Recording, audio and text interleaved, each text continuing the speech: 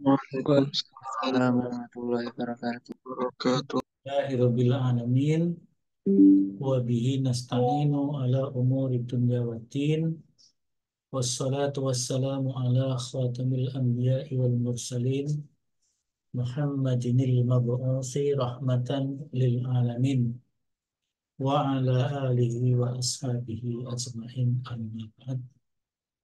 Pada hari ini kita akan mengkaji topik yang cukup penting, bagian dari Kapita Selecta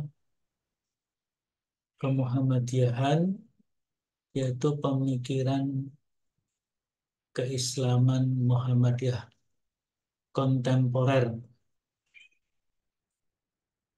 Dalam hal ini adalah mengkaji keputusan Muktamar Muhammadiyah yang terbaru atau terakhir tahun 2022 di Surakarta yang sering kita sebut dengan Risalah Islam Berkemajuan. Nah, dalam konteks ini kita kaitkan Risalah Islam Berkemajuan dengan manhaj tarjih Muhammadiyah. Nah, kalau saudara buka di sepada topik yang ke-12 atau pertemuan ke-12, judulnya pemikiran kontemporer Muhammadiyah atau pemikiran Islam kontemporer Muhammadiyah. Risalah Islam Berkemajuan dan korelasinya dengan manhaj tarjih. Kedua-duanya putusan yang baru. Yang pertama, Risalah Islam Berkemajuan diputuskan tahun 2020.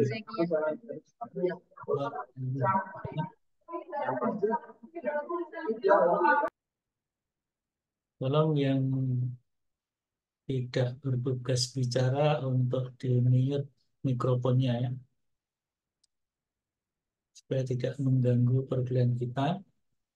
Kalau ingin bicara baru di-unmute. Saudara Reshen mau menyampaikan apa, silakan. Kalau tidak mau menyampaikan apa-apa, supaya di-mute mikrofonnya ya.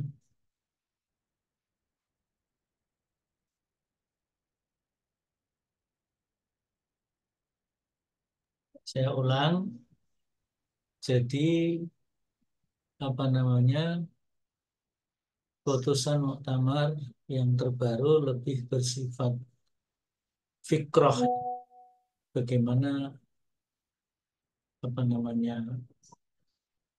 Muhammadiyah menyampaikan fikroh Islamiyah al-mu'asirah ya, yang menjadi panduan bagi keluarga besar Muhammadiyah.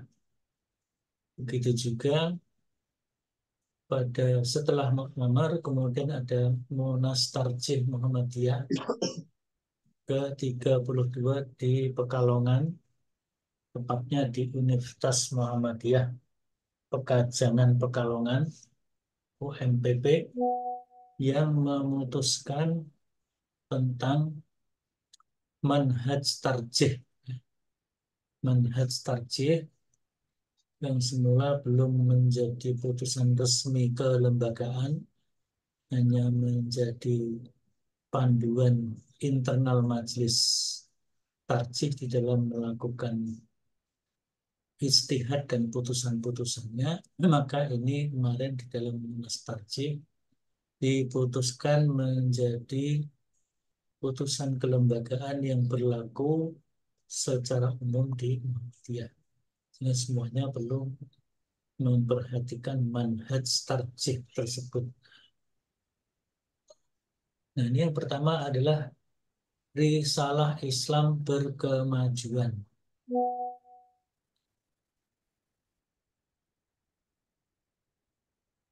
Risalah Islam Berkemajuan merupakan konsep yang diperkenalkan oleh Muhammadiyah. Konsep atau fikroh ya, pemikirannya, ide-ide dasar yang dikenalkan oleh Muhammadiyah sebagai visi untuk mengembangkan Islam yang tidak hanya mengikuti perkembangan zaman, tapi juga mampu memberikan solusi terhadap permasalahan modern.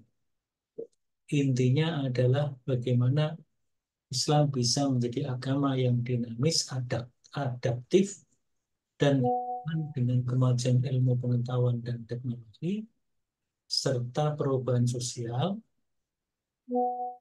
tetapi sekaligus memberi arah yang benar bagi peradaban umat. Maka risalah Islam berkemajuan ada poin-poin penting, yaitu pengembangan ilmu pengetahuan dan teknologi, peningkatan kualitas hidup, keadilan sosial, kemajuan yang berkelanjutan. Jadi ada al-asalah wal mu'asarah, ya. Al-asalah itu berkelanjutan, al-mu'asarah adalah kekinian yang lebih kepada perubahan-perubahan yang lebih positif, ya. Innallaha la yughayyiru ma biqaumin hatta yughayyiru ma bi anfusihim. Itulah eh, risalah Islam berkemajuan. Tetapi risalah Islam berkemajuan memiliki prinsip-prinsip penting yang nanti akan kita sampaikan. Prinsip-prinsip penting diantaranya adalah berpijak kepada tauhid yang murni, merujuk kepada Al-Quran dan As-Sunnah, mengembangkan ijtihad dan tajdid dan seterusnya. Nanti ada prinsip-prinsipnya. Yang berikutnya adalah manhaj tarjih Muhammadiyah. Muhammadiyah selama ini memiliki suatu lembaga yang mengkaji masalah-masalah Islam untuk menjadi panduan hidup, baik dalam tataran fikih, baik itu fikih ibadah khusus, bagaimana melaksanakan sholat dengan benar, puasa, haji, zakat, dan seterusnya, ya. Seperti misalnya pada masa yang terakhir ini haji khusus dari jemaah haji Indonesia saja sudah diberangkatkan 241.000 orang. Itu baru dari Indonesia. Konon masih juga ada tambahan-tambahan, baik tambahan dalam kuota resmi maupun tambahan non-kuota. Sehingga bisa jadi jemaah haji dari Indonesia itu mencapai 250.000 atau lebih. Sehingga kalau tahun-tahun biasanya jemaah haji itu mencapai sekitar 3 sampai 4 juta, maka tahun ini bisa mencapai 5 juta. Karena mencapai 5 juta, sehingga ada beberapa area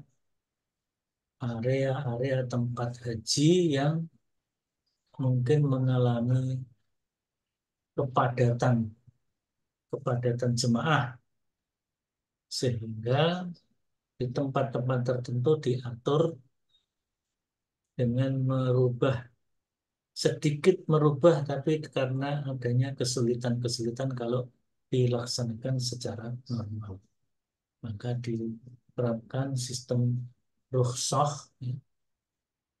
Misalnya jemaah haji itu wajib menginap di Musdalifah setelah wukuf di Arafah malam ke-10.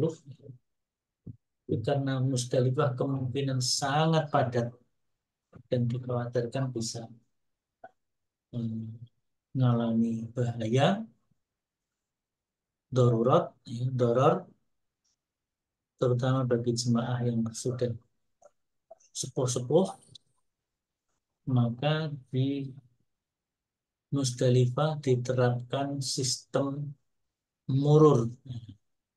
Murur ini sudah menjadi kesepakatan para ulama khususnya ulama Indonesia, mungkin juga ulama-ulama yang lain, ya. Ulama-ulama dari negara-negara yang lain juga menerapkan sistem murur ini, artinya jemaah melewati saja Musdalifah itu, tidak menginap supaya tidak terjadi kepadatan yang berlebih di Musdalifah. Kemudian juga di Mina. Mina kemungkinan akan terjadi kepadatan yang berlebih juga, sehingga sebagian jemaah haji akan diinapkan tidak di tenda-tenda di Mina, tapi mereka menginap di hotel-hotel yang dekat dengan Mina. Nah, itu maka diterapkan sistemnya tanazul.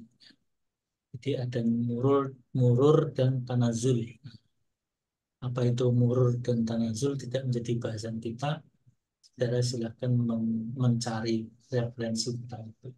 Ini termasuk bagian dari kebaruan istihad, ya, mencari solusi terhadap problem-problem yang dihadapi, termasuk dalam persoalan ibadah. Nah, maka manhaj tarjih itu memiliki prinsip-prinsip utama. Yang pertama tentu mengutamakan dalil, merujuk kepada Al-Quran dan As-Sunnah. Semua putusan harus memiliki pijakan dalil dari Quran Sunnah. Yang kedua adalah ijtihad, melakukan ijtihad, upaya intelektual untuk menemukan solusi bagi masalah yang secara tidak langsung disebut di dalam teks Quran Sunnah. Belum ada solusinya di sana, maka dicari solusi dengan pendekatan ijtihad. Tidak fanatik mazhab, itu Muhammadiyah sudah jelas dari dulu.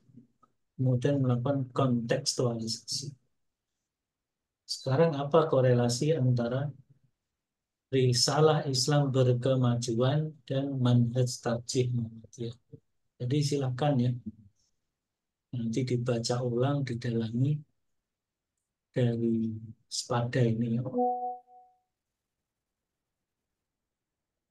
Jadi korelasi antara risalah Islam berkemajuan dan manhaj terletak pada bagaimana keduanya memiliki kontribusi terhadap pembaharuan Islam yang relevan dan adaptif dan zaman.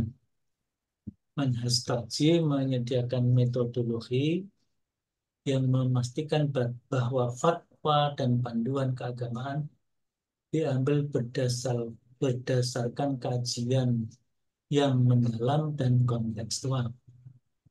Di sisi lain, risalah Islam berkemajuan memberikan visi yang lebih luas tentang bagaimana Islam seharusnya berkembang dalam merespon kemajuan zaman.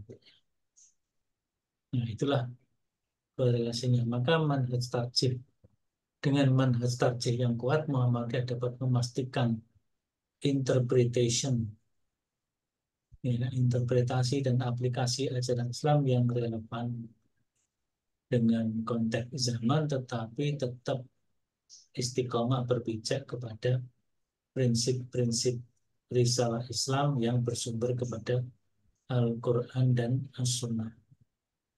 Maka di sana disebutkan bagaimana risalah ini kalau disinergikan dengan manhaj tarjih dapat mengantarkan sebuah masyarakat yang maju, adil, sejahtera, sesuai dengan nilai-nilai ajaran Islam.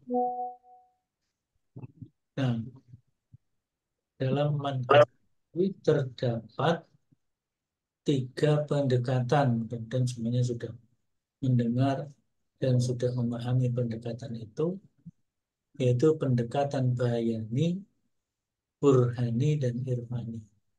Bayani pendekatan yang menekankan kepada teks atau nas, yakni Quran Sunnah dan Quran dan hadis, juga pendapat-pendapat ulama tertentu.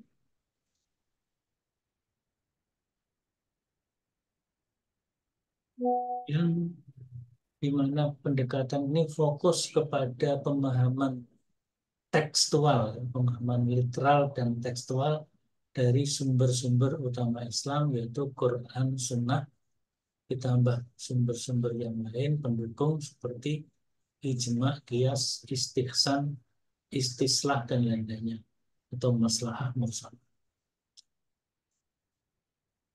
Maka implementasinya tentu adalah tafsir terhadap teks baik Quran maupun hadis secara tekstual dan kontekstual.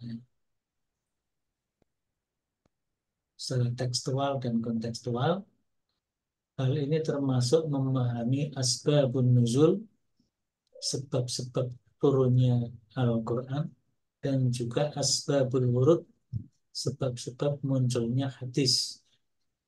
Dan juga kias, ijma, tadi ditambah ada istihsan, istislah atau maslahah, saddu dzari'ah, dan lain sebagainya. Adanya ijma kias saja.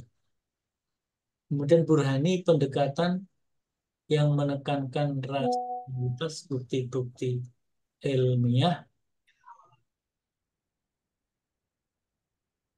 dan menggunakan logika dan ilmu pengetahuan sebagai alat untuk memahami dan mengaplikasikan Islam. Seperti yang terakhir ini, Muhammadiyah sudah menetapkan meskipun belum diaplikasikan secara penuh, tapi sudah diputuskan, ya, yaitu akan menerapkan kalender Hijriah global tunggal. Kalender Hijriah global tunggal. Yang ini tentu memadukan berbagai temuan-temuan ilmiah dari berbagai ilmuwan, terutama ilmuwan yang menekuni astronomi, hisab falak, ya. Kalau selama ini Muhammadiyah mengambil pedoman dengan kriteria wujudul hilal untuk memasuki tanggal baru, maka yang akan datang akan beralih dari wujudul hilal menuju kalender Hijriah global tunggal yang berbasis imkanur ru'yah tunggal sedunia. Sehingga dimanapun titik di dunia ini sudah ada yang imkanur ru'yah dengan kriteria tertentu, yaitu kriterianya 5 derajat dengan jarak bulan dan matahari itu 6,4 elongasi, maka hari itu akan dinyatakan masuk ke tanggal baru dan berlaku untuk seluruh dunia, sehingga satu hari satu tanggal, sehingga kemungkinan besar kalau nanti diterapkan, Muhammadiyah akan sering bersamaan berhari raya dengan keputusan Saudi. Keputusan Saudi. Tapi problemnya adalah nanti banyak berbeda dengan pemerintah Indonesia. Karena pemerintah Indonesia menggunakan imkanur ru'yah lokal, bukan imkanur ru'yah global. Nah, itu pendekatan burhani. Kemudian yang ketiga, pendekatan irfani, metode yang berfokus kepada spiritualitas dan intuisi dalam memahami ajaran Islam. Ya, pendekatan ini adalah pendekatan pengalaman batinnya, pendekatan hikmah dan ihsan, sehingga segala hasil pemikiran selalu dikembalikan kepada Allah Ta'ala, sehingga diharapkan keputusannya menjadi keputusan yang komprehensif, ya.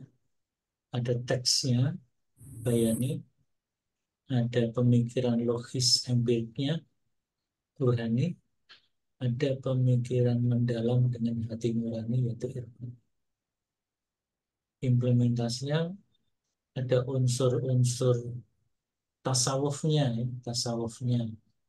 Ada unsur penguatan dan pendalaman maqasidus syariah dan unsur pengalaman spiritual yang berdasar kepada Quran dan Sunnah. Maka dalam manhaj tarjih ini implementasinya ketika mengintegrasikan pendekatan-pendekatan tadi yaitu bayani, burhani, dan irfani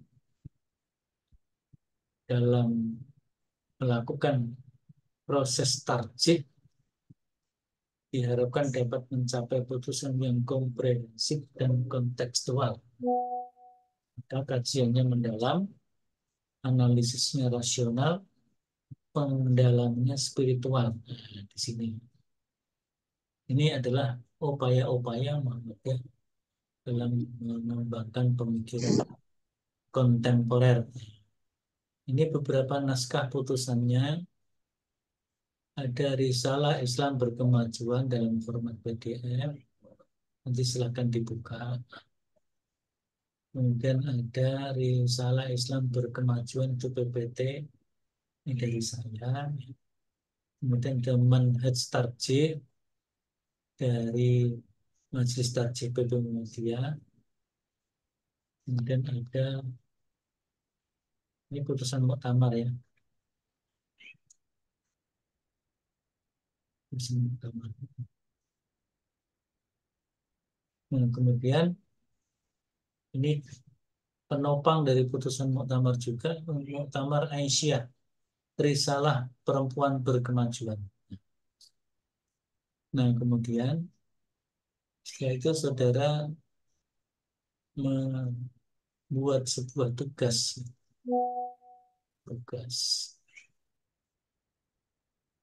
Tugasnya apa? Tugasnya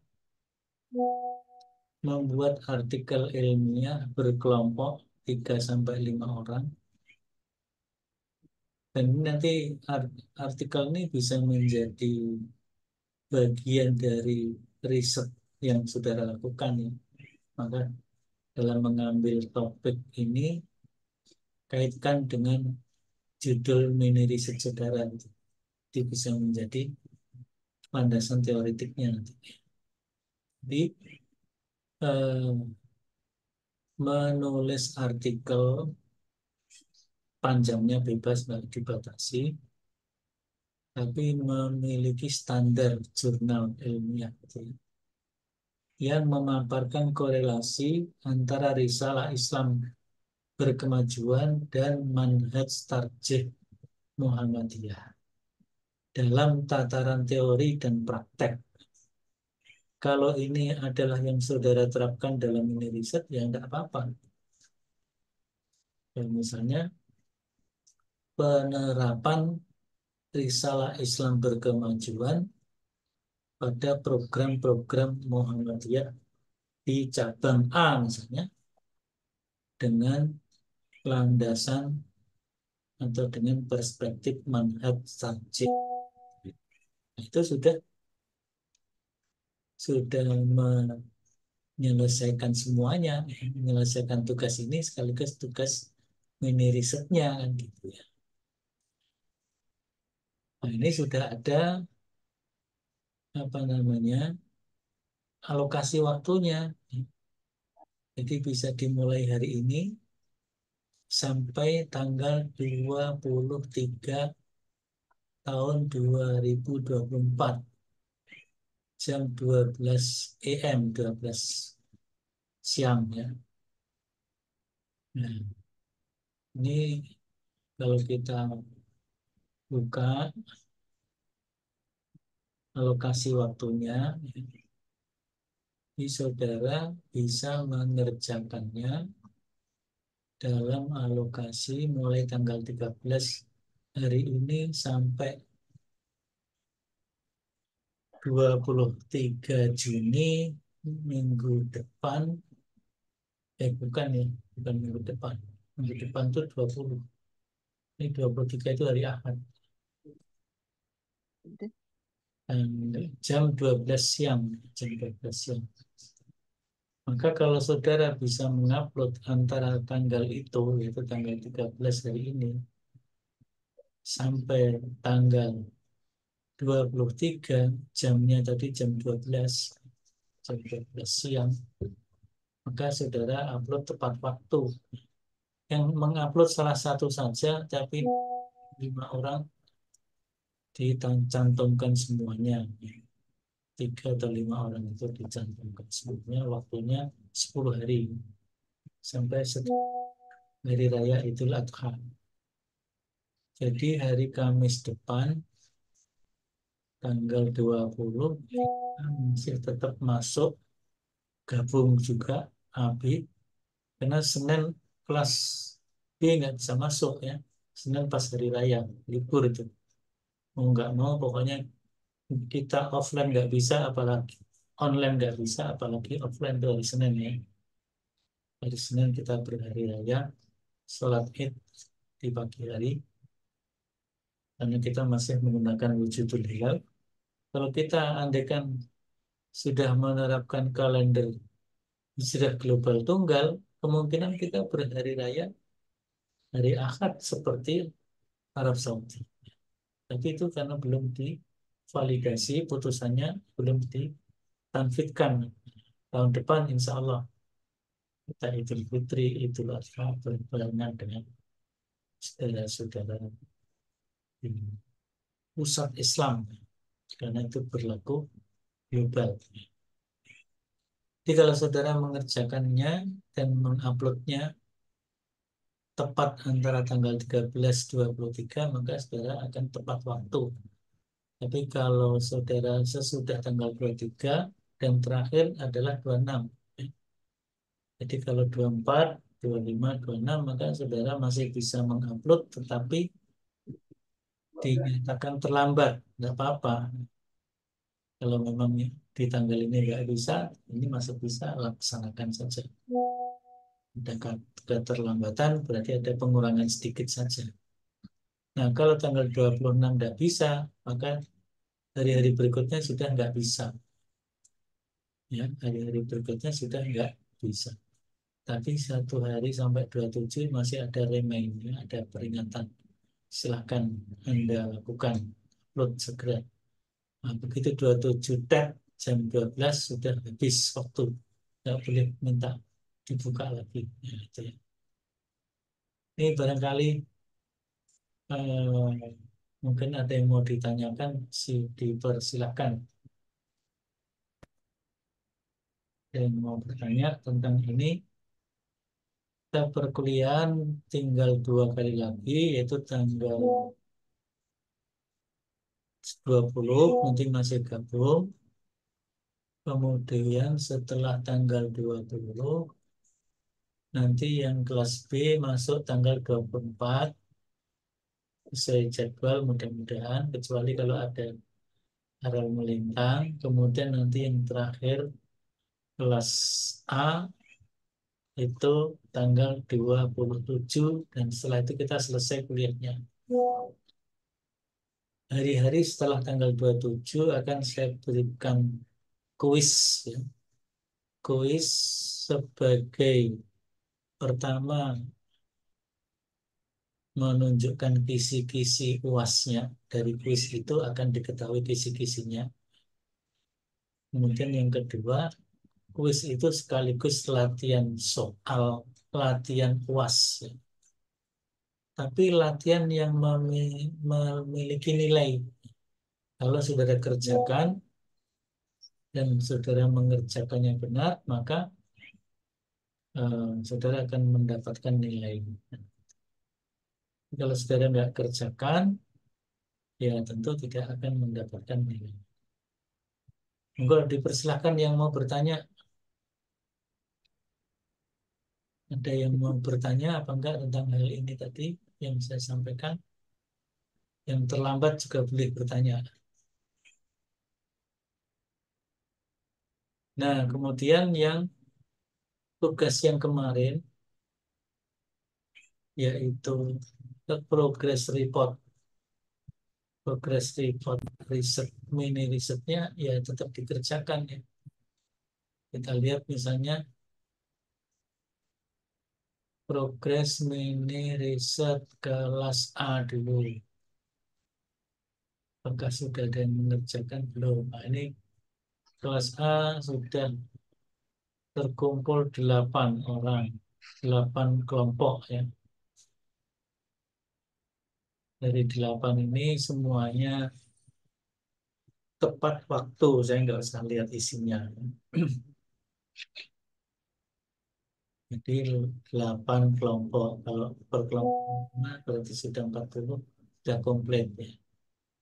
Tapi kalau kelompoknya 3-3 berarti belum komplit.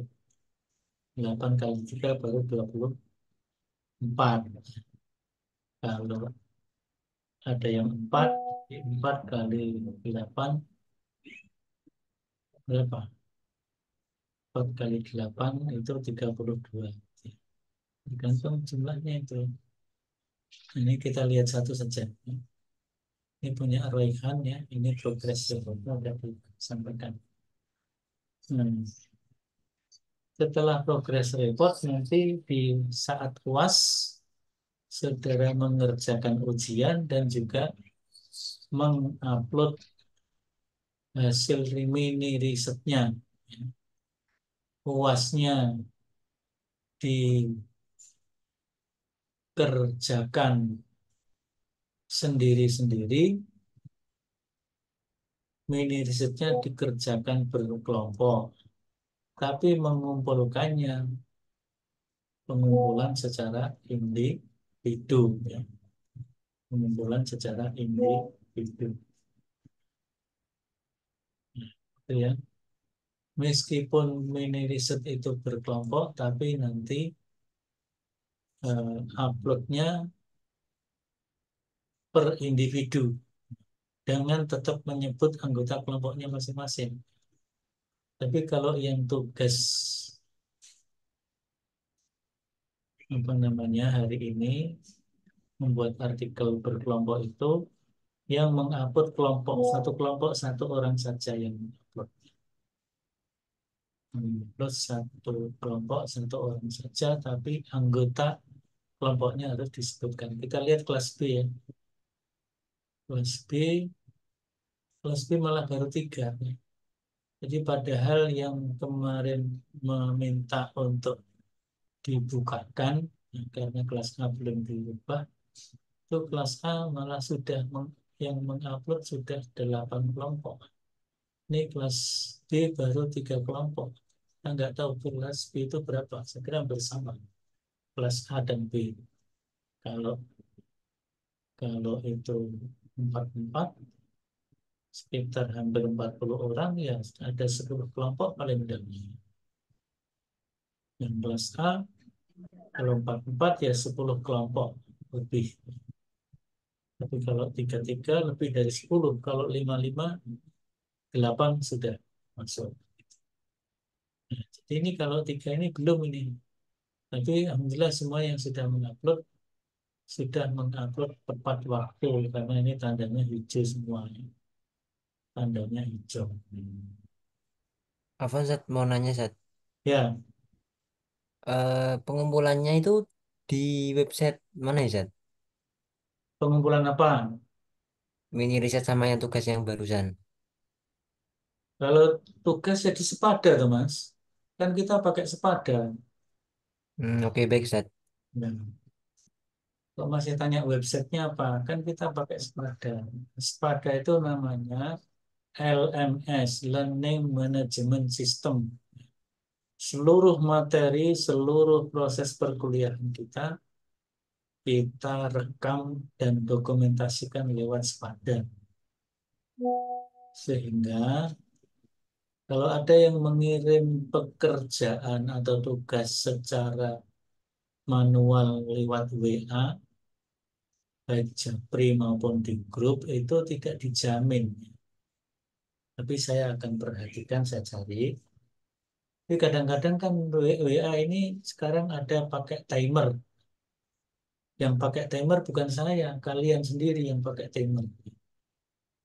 Timernya ada yang 24 jam, ada yang berapa jam. Jadi kalau saudara setel timernya 24 jam, saudara kirim sekarang, besok jam yang sama, sudah hilang yang Anda kirim.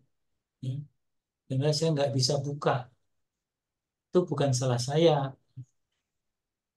salah saudara karena saudara di dalam pengiriman file lewat WA menggunakan timer, timer pesan, pesan sementara istilahnya. Sehingga saya belum sempat buka, ketika buka pesan saudara sudah nggak ada, artinya saya nggak bisa kasih nilai. Tapi kalau dikirim di Sepada, dia akan aman tersimpan, aman tersimpan. Ada lagi yang mau ditanyakan?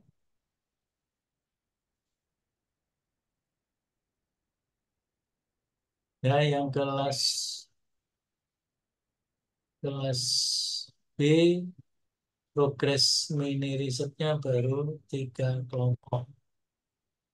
Kelas A sudah 8, mungkin sudah tambah. Mudah-mudahan. Kita lihat kelas A, sudah tambah atau belum. Atau memang hanya 8 itu bisa jadi. Ini masih 8 ya.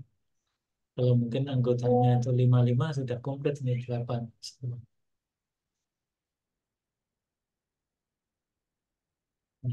Ini kita lihat ya.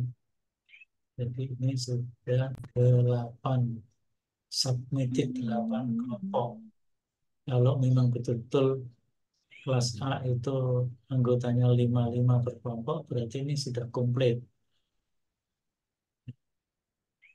Jadi kelompok itu kelompok dalam satu kelas ya, jangan lintas kelas.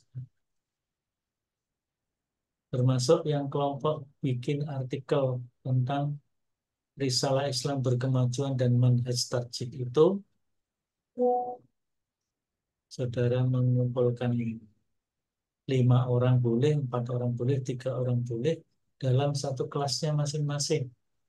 Kerjakan waktu maksimal 10 hari atau terlambat-lambatnya ditambah 3 hari. Tadi ya, ditambah 3 hari. Tanggal 26. 26 itu hari toleransi. Kalau 23 itu memang itulah waktunya. Sehingga kalau saudara kerjakan di tanggal 20 di-upload, maka warnanya akan hijau full, saudara dianggap mengerjakan tepat waktu. Baik, sebelumnya akan saya cekkan ya, Risalah Islam Berkemajuan, hasil muktamarnya.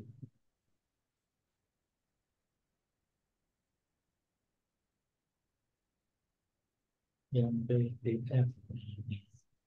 Nah ini bukunya, saudara bisa pelajari untuk bikin artikel itu dari buku ini, mungkin juga dari artikel-artikel orang lain ya. Kalau ini naskah resmi putusan muktamar. Ini ada pengantar dari PP, ada daftar isinya ini ya. Gerakan Islam Berkemajuan itu apa?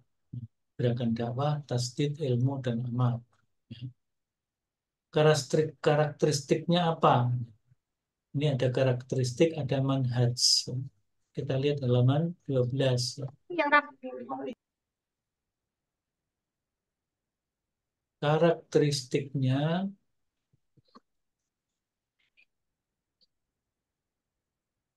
yang pertama, berlandaskan tauhid yang murni, al-mabni alat tauhid. Yang kedua, bersumber kepada Al-Quran dan As-Sunnah, ar-rujuk ilal Quran was Sunnah. Yang ketiga, menghidupkan ijtihad dan tajdid, ihya'ul ijtihad wa tajdid. Urainya silahkan dibaca. Yang keempat, mengembangkan wasatiyah, tanmiyah al-wasatiyah. Dalam hal ini adalah wasatiyatul Islam, yaitu ummatan wasatan, umat tengahan, tidak berlebih-lebihan, tidak gulu, dan tidak mengabaikan atau mengurang-urangi, menganggap enteng Islam itu tafrid, ya. La ifrat wala tafrid, la hulu wala tafrid. Nah, itulah yang keempat. Yang kelima, mewujudkan atau tahqiq rahmatan lil alamin. Tahqiqur rahmah lil alamin. Itu memang karakteristik Islam seperti itu, maka Islam berkemajuan.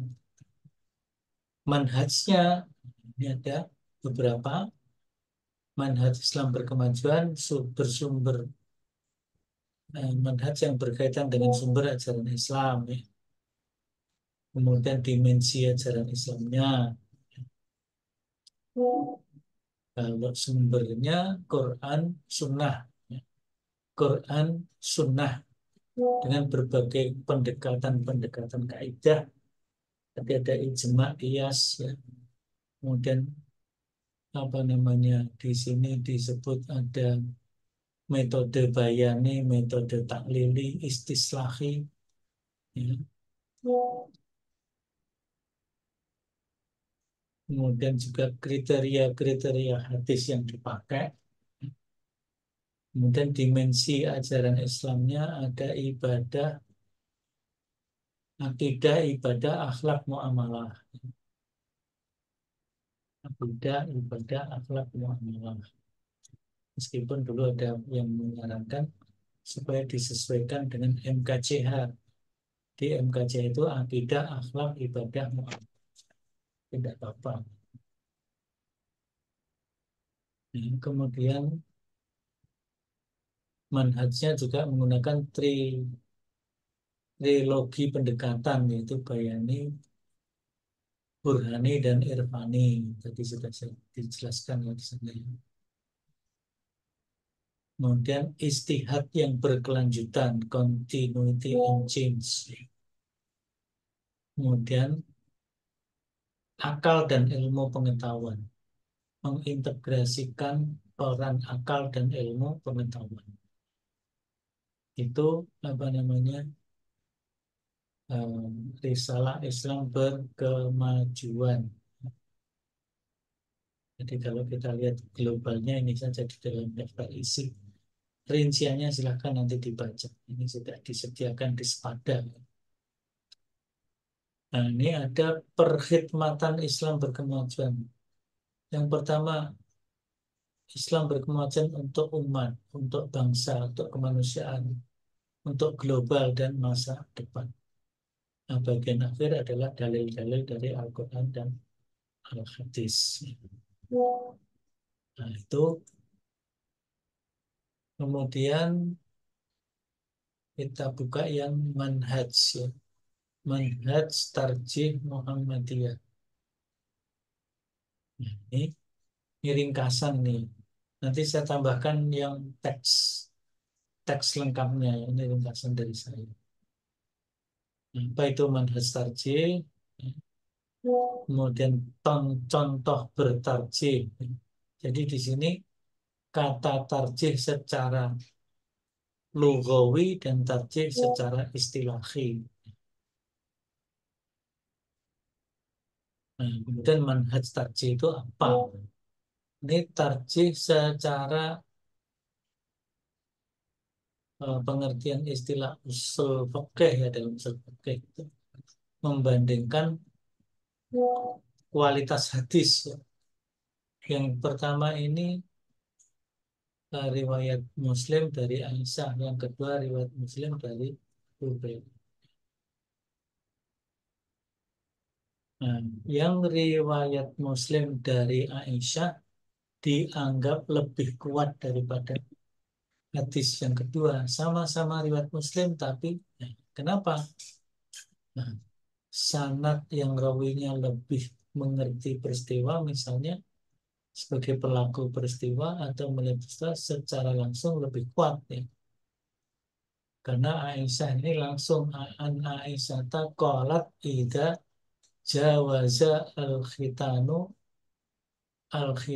faqad wajaba al-ghuslu fa'altuhu ana wa rasuluh. Nah, jadi ini Aisyah menceritakan apa yang beliau lakukan bersama Rasulullah SAW dan apa yang harus dilakukan untuk tuntunan umat Islam pada umumnya. Karena ini Aisyah istri Nabi melakukan sesuatu perbuatan bersama Nabi, maka ini lebih kuat daripada Abu Sa'id. Sanadnya Abu Sa'id ini hanya mengatakan dan itu tidak langsung dari Nabi.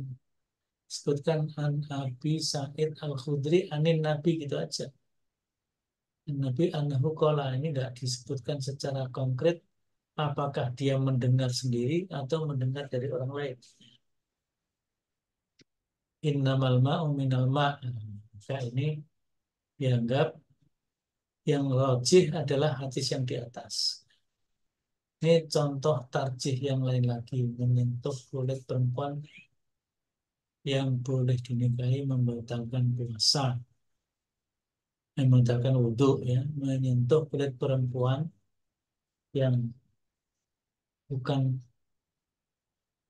yang bukan muhrim, ya, yang bukan muhrim maka membatalkan wudhu untuk pandangan Syafi'i. Menyentuh kulit perempuan dengan syahwat membatalkan wudhu itu Maliki. Melakukan hubungan seks membatalkan wudhu Hanafi. Maka Muhammadiyah mentarjih yang mana yang ditarjihkan? Yang ditarjihkan adalah pendapat mazhab Hanafi. Jadi pendapat Hanafi dianggap rajih karena di situ adalah yang membatalkan itu adalah hubungan seksual, bukan sekedar menyentuh. Kalau menyentuh, Aisyah pernah bersentuhan dengan Nabi pada saat sholat malam. Nah, tapi tarjih dalam Muhammadiyah tidak sekedar membandingkan, awalnya membandingkan dalil dan membandingkan pendapat. Maka di sini ada perkembangan makna tarjih dan kemudian berimplikasi kepada makna manhaj tarjih. Nanti silahkan dibaca, ya. Nanti saya tambahkan juga naskah yang komplit, ya. Manhaj tarjih Muhammadiyah ada 4 unsur: wawasan, sumber, pendekatan, prosedur, prosedur atau metode. Wawasannya ada tajdid, toleran, terbuka, tidak terikat kepada mazhab tertentu. Sumbernya yaitu Al-Quran dan As-Sunnah Al-Maqbulah. Ini yang disebut sebagai sumber tekstual. Yang kedua, sumber paratekstual. Ini sebagai sumber pelengkap yang sebenarnya merupakan metodologi. Ijma, qiyas, istihsan, maslahah mursalah, satu dzari'ah, urf, dan ini sebagai dalil pelengkap. Pendekatannya ada bayani, burhani, irfani. Kemudian prosedur teknisnya ada istihad jama'i.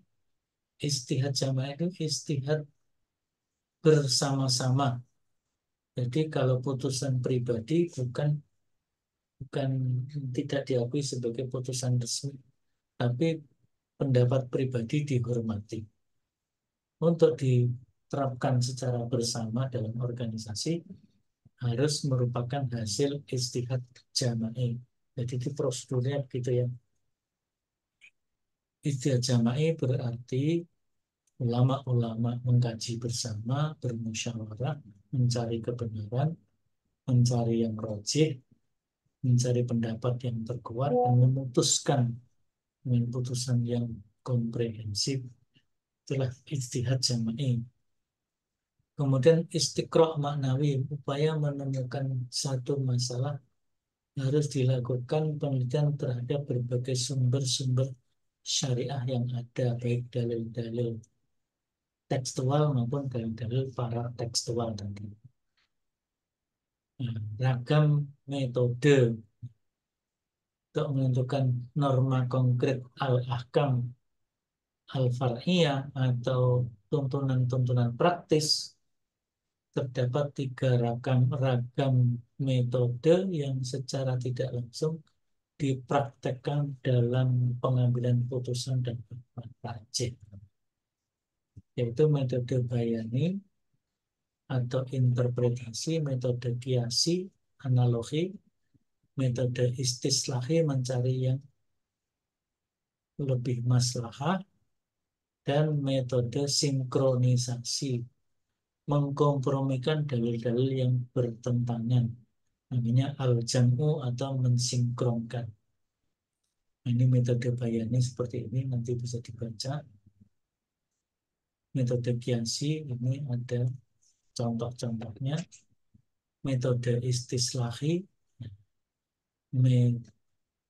ini pengertiannya, ini contohnya.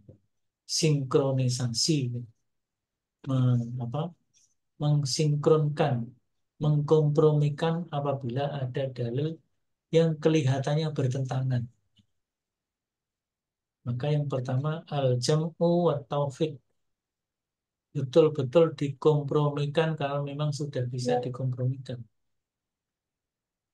Tapi bisa juga kalau ada beberapa dalil yang bertentangan, kalau nggak bisa dikompromikan, dipilih yang kuat, at-tarjih namanya. Kemudian atau mengamalkan dalil yang muncul kemudian kalau itu terjadi nasikh mansukh. Nah, kalau nggak bisa dilakukan semua, baru yang keempat, sementara dihentikan dulu, jangan tergesa-gesa. Dah, nggak usah ngurusin yang ini dulu, diteliti lagi, sehingga sampai ditemukan penemuan-penemuan yang lebih baru. Nah, metode sinkronisasi bisa dilihat dari berbagai aspek, ya. Nanti silahkan dibaca ini kelengkapannya. Di samping nanti akan saya tambahkan naskah manhaj tarjih. Oh, ini tadi belum ditampilkan. Saya ulang nih. Yang manhaj tarjih ini ringkasan dalam bentuk PPT. Silahkan nanti dibaca. Ya. Tadi sudah saya ulas sedikit-sedikit, tapi saya lupa nggak saya share screen-nya. Ini terlalu keasikan dan waktunya sudah makin sore. Nah, kemudian tadi yang risalah Islam berkemajuan, saya kira juga sudah ya. Nah, ini risalah Islam berkemajuan yang berupa PPT yang saya buat juga, ini ringkasan.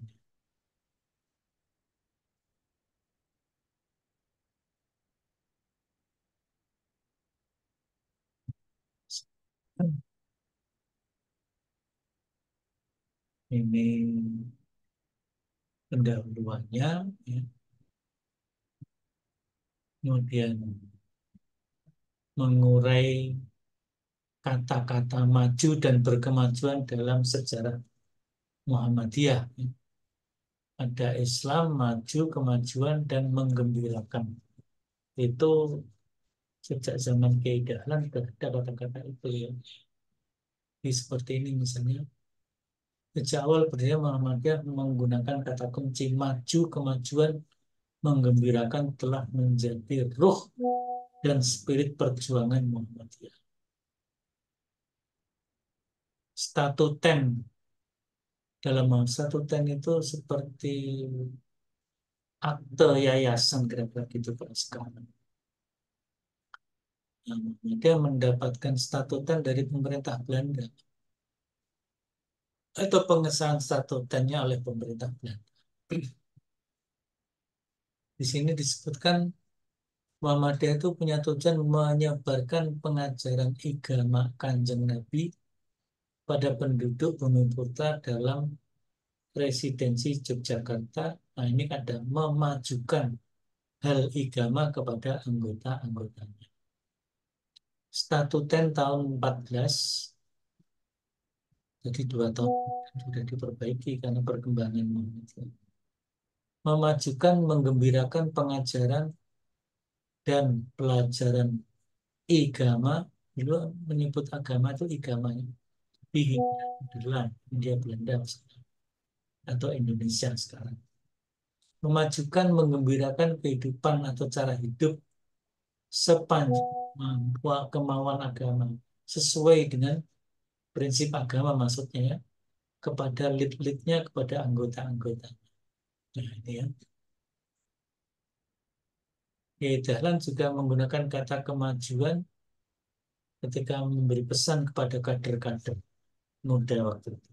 Dadi kiai sing kemajuan lan aja kesel-kesel anggonmu nyambut gawe kanggo Muhammadiyah.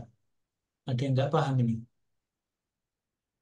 Jadilah kiai yang berkemajuan, yang berwawasan maju dan jangan mudah bosan, mudah lemah untuk berjuang di Muhammadiyah.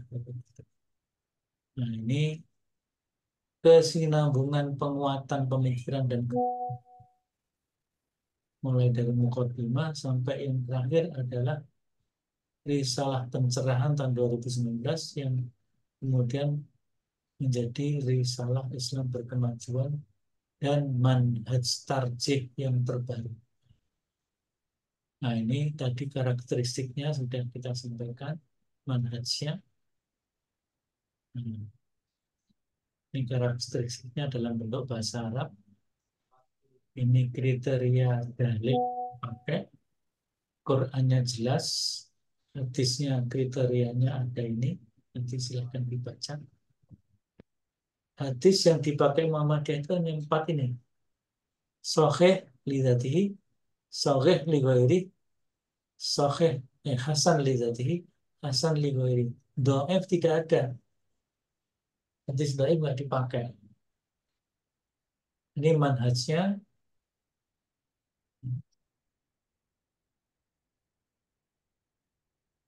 Dari yang ini tadi ya, sumber dan sebagainya ini langsung ke manhaj karena yang sumber sudah, kemudian pendekatan kembali bayani berani depan ini, berkelanjutan akal dan ilmu pengetahuan. Ini ringkasnya ini perkhidmatannya, ini perkhidmatan. Saya kira itu ya. Nanti saya lengkapi yang manhaj secara komplit yang merupakan putusan Pekalongan ya. Supaya saudara tidak apa namanya terlewatkan info-info penting. Saya mau mencukupkan kuliah hari ini. Apakah ada pertanyaan? Cukup? Baik, kalau sudah cukup, presensi silahkan diisi sesuai jadwalnya masing-masing. Kelasnya ini kan beda ya. Nah, nanti kemudian yang tidak bisa seperti biasanya mendaftar di grupnya kelompok masing-masing, kelas masing-masing. Nanti saya isikan yang sudah mengisi. Saya cross-checkkan juga dengan tugas-tugas pelaksanaan tugas. Pelaksanaan tugas. Saya kira gitu saja untuk pertemuan sore hari ini. Kita ketemu lagi insya Allah masih bergabung A dan B nanti tanggal 20. Karena hari Seninnya tanggal 17 yang kelas B nggak bisa masuk. Nggak bisa masuk. Nanti juga yang apa namanya mata kuliah yang lain ya. Mata kuliah yang masuk di hari Senin yang kebetulan ada gabungan di kelas hari Kamis ya saya masukkan di hari Kamis gitu. Tapi lihat situasi dan kondisi.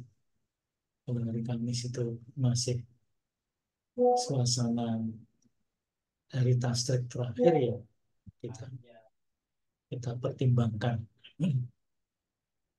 Baik, saya kira begitu saja. Kalau gitu nggak ada yang tanya, udah selesai. Kita akhiri dengan Alhamdulillahirabbil alamin. Subhanakallahumma wa bihamdika asyhadu an la ilaha illa anta wa Soalnya di sini nggak dijelaskan dalam firman ya. Mungkin kalau yang meskipun demikian, kalau ada yang masih ingin ditanyakan, boleh ditanyakan lewat grup WA. Terima kasih. Assalamualaikum warahmatullahi wabarakatuh. Waalaikumsalam Waalaikumsalam warahmatullahi wabarakatuh. warahmatullahi wabarakatuh.